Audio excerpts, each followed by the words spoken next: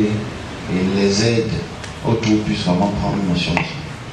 Ça c'est un. Deux, j'ai vu le Kenya être étalé auprès du monde. Il y aura les événements au Kenya qui vont, ça se répète, qui vont se manifester dans quelques temps, qui vont mettre le pays en avant. Ce sont des troubles dans le pays.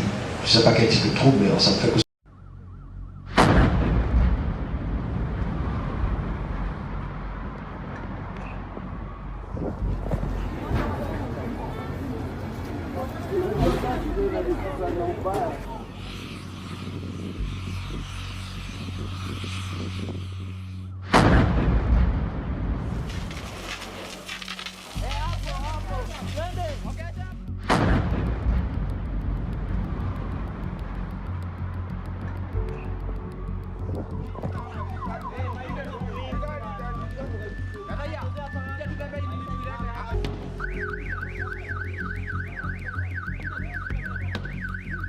Mi kitu ambacho kimenichoma ni gas, mtungi wa gesi.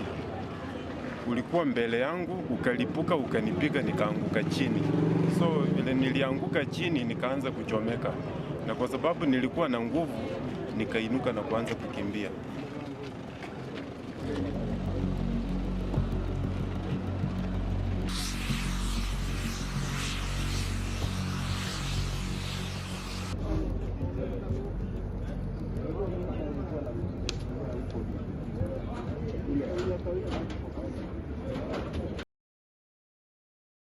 Des explosions de gaz dans un bâtiment industriel de la capitale kenyane Nairobi ont tué au moins 2 personnes et en ont blessé 200 autres.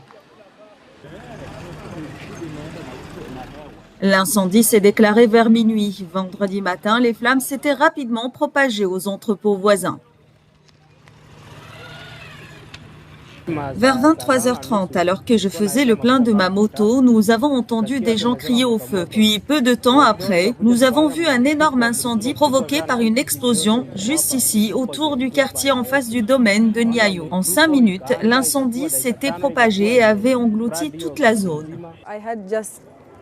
J'ai entendu juste une agitation dehors. Je ne savais pas ce qui se passait. Quand je suis sortie, j'ai trouvé le feu sur le toit. C'était comme un grand incendie. C'était une très mauvaise expérience. J'ai vu des gens qui couraient, des mères et des enfants. Il y avait des petits bébés. J'ai vu des filles et des garçons saigner. C'était très grave. Mothers and children, they had small babies carrying.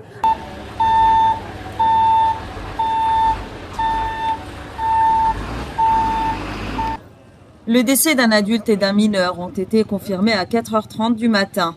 Et le bilan pourrait s'alourdir dans les prochains jours, a déclaré Wesley Kimeto, chef de la police du quartier d'Ambakazi où se sont produites les explosions.